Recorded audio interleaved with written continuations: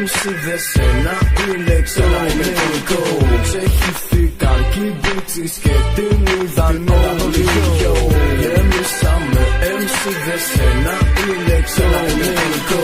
Ξεχυθήκαν κι οι bitches και την είδαν όλοι.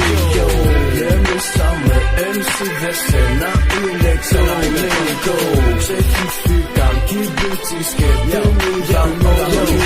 Φρέσκο από τα βάθη της γης, κατευθείαν στα αυτιά σου μάγκα για να τον δεχτείς. Επιστρέφω λόγος πιο δυναμικός, πιο μεγάλος από ό,τι και ο Τιτανικός. Είναι η γλύκα του αιώνα που φέρνει τη φώνα σε όλη τη χώρα.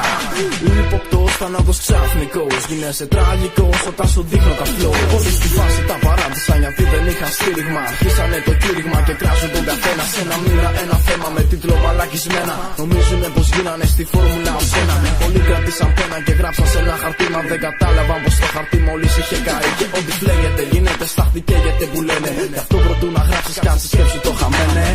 Γεμίσαμε MC δε σένα ηλεκτρονικό. Ξεχυθήκαν κι οι bitches και την είδαν όλοι. Γεμίσαμε MC δε σένα ηλεκτρονικό.